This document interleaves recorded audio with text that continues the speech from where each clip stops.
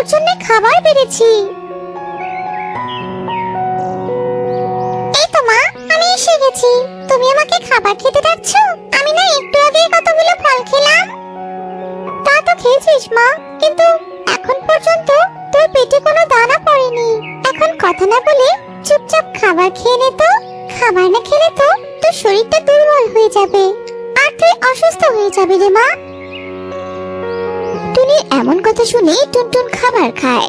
এই তো আমার লক্ষ্মী মেয়ে, এখন আমি কাজে যাব, তুই বাসাতেই থাক। আর শোন, একদম লক্ষ্মী মেয়ে হয়ে থাকবি, কিন্তু কোনো দুষ্টুমি করবি না, কেমন? আচ্ছা মা, তুমি যেভাবে বলবে আমি সেভাবেই থাকবো। মা, তুমি এখন নিশ্চিন্ত হয়ে কাজে যাও তো, আর ফেরার সময় আমার জন্য চকলেট নিয়ে আসবে, কেমন? এরপর টুনি কাজে চলে যায়। ওহ, সন্ধ্যা হয়ে গেল, মা এখনো বাসায় ফিরলো না। এদিকে আমার শরীরটা বড্ড খারাপ লাগছে। মায়ের জন্য অপেক্ষা না করে আমি বরং শুয়ে পড়ি। আমার আর একটুও ভালো লাগছে না, এভাবে দাঁড়িয়ে থাকতে পারছি না আর। টুনটুন ঘুমিয়ে পড়ে। এর কিছুক্ষণ পরই টুনটুনি বাসায় ফিরে আসে। টুনি বাসায় ফিরে দেখে টুনটুনির খুব জ্বর এসেছে। একি, আমার মেয়েটার গায়ে তো ভীষণ জ্বর। এত রাতে আমি ডাক্তার পাবো কোথায়?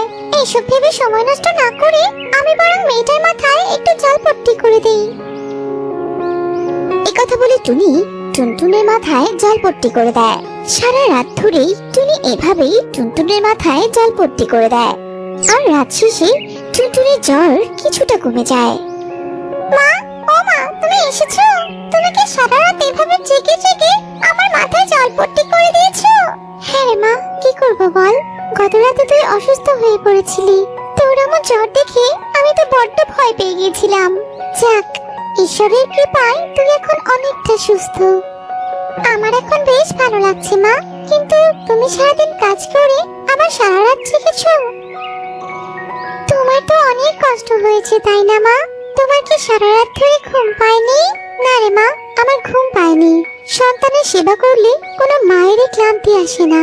বড় হয়ে তুই যখন মা হবি তখন সবটা বুঝতে পারবি।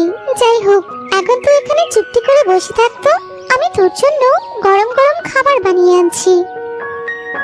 এই কথা বলে টুনি টুনটুনের জন্য খাবার বানাতে চলে যায়। এভাবে টুনি তার সন্তানকে ভালোবাসতো। মা, ও মা, আজ তো তুমি বাড়িতেই আছো। চলো না দুজন মিলে কোথাও ঘুরতে যাই। অনেকদিন ধরে আমরা কোথাও ঘুরতে যাই না। হ্যাঁ, সেটা তুই ঠিক বলেছিস, কিন্তু মা, আজ আমরা বাইরে যাব না, অন্য কোনো দিন যাব। আজ কেন জানি আমার মনটা কুগাইছে, তাই আজ আমরা যাব না রে সোনা, আমরা অন্য কোনো দিন যাব। আজ আমি বাইরে যেতে চাইছি তো, তাই তুমি এভাবে বলছো, তাই না? আসলে না, তুমি আমার কোনো ইচ্ছা অনিচ্ছা কিছুই বোঝো না। কতদিন কোথাও ঘুরতে চাই না, আজ শুধু একটু ঘুরতে যেতে চাইলাম, তুমি আমাকে মানা করে দিচ্ছ। তুমি আমাকে মোটেও ভালোবাসো না। ঠিক আছে, তুমি আমাকে ঘুরতে নিয়ে যাবে না তো? তাহলে আমি একাই ঘুরতে যাব। টুনটুন, তুই আমার কথা বুঝতে পারছিস না মা? আমার কথা শোন, একটিবার আমার কথা শোন। টুনটুন, যাস না মা, দাঁড়া টুনটুন। টুনি এত ডাকা সত্ত্বেও টুনটুন তার কোনো কথা শোনে না। সে নিজের মতো একা একা ঘুরতে চলে যায়। আর ঘুরতে গিয়ে টুনটুন একটা শিকারীর খপ্পরে পড়ে। শিকারী টুনটুনকে ধরে নিয়ে যায়। ও মা গো, তুমি টুনির ছানা ধরে এনেছো? আমার কতদিনের শখ টুনির ছানার মাংস খাবো। তুমি খুব ভালো কাজ করেছো গো। হ্যাঁ গো গিন্নি, তোমার কথা ভেবেই তো আমি এই টুনির ছানাটা ধরে আনলাম। যাই হোক, এটাকে এখন বেঁধে রাখি, বিকেলে এটাকে জবাই করব। এই কথা বলে শিকারী টুনটুনকে খাঁচায় ভরে রাখে। দূর থেকে সুখী পায়রা ঘটনাটি দেখতে পায়। দেরি না করে সে টুনিকে গিয়ে এই খবরটি জানায়। কি বলছো তুমি? আমার মেয়েকে শিকারী ধরে নিয়ে গেছে। কতবার করে মেয়েটাকে বারণ করলাম, বাইরে যাস না, বাইরে যাস না, কিন্তু ও তো আমার কোনো কথাই শুনলো না। বাইরে গিয়ে একটা বিপদ বাঁধালো। এখন আমি কি করি? আমি ওই শিকারীর কাছে যাব, আর যে করেই হোক আমি আমার ছানাকে মুক্ত করে আনবই। এটা টুনি সেই শিকারির বাড়িতে যায়। নিজের ছানাকে বন্দি দেখে সে ভীষণ কষ্ট পায়। ও মা, এ তো দেখছি ছানার সাথে সাথে তার মাও এসে হাজির হয়েছে। তা বলছি, এই পাখি, তুই কেন এখানে এসেছিস রে?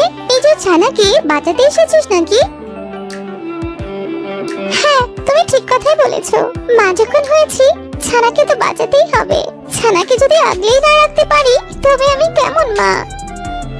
বাহ, তোর কথা তো দেখছি যুক্তি আছে। তবে তুই যতই মিষ্টি কথা বলিস না কেন, আমরা কিছুতেই তোর ছানাকে ছাড়ছি না। আমি তোর ছানার মাংসগুলো খাবোই খাবো। না, এইভাবে বলো না। একটা কথা বলি, তোমার স্বামী যদি তোমার সন্তানকে মেরে ফেলতে বলতো, তবে কি তোমার কষ্ট হতো না? কষ্ট না পেয়ে কি আর উপায় আছে? সন্তানের মৃত্যু দেখা কোন মায়ের পক্ষে সম্ভব বলতো? হ্যাঁ, তুমি একদম ঠিক বলেছো। তবে তোমরা কি মনে করো, তোমরা মানুষরা কি শুধু তোমাদের সন্তানকে ভালোবাসো?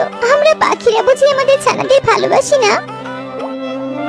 শোনো, পাখি হোক কিংবা মানুষ, সব মায়ের ভালোবাসা একই রকম। কিন্তু তোমরা মানুষরা সেটা বোঝো না। তোমরা মানুষরা এত নিষ্ঠুর যে আমাদের মতো অসহায় পাখিদের কোল খালি করতে তোমরা একটুও ভাবো না। তোমরা কি শুধু মা? আমরা কি মা নই? কষ্ট কি শুধু তোমাদের হয়, আমাদের হয় না?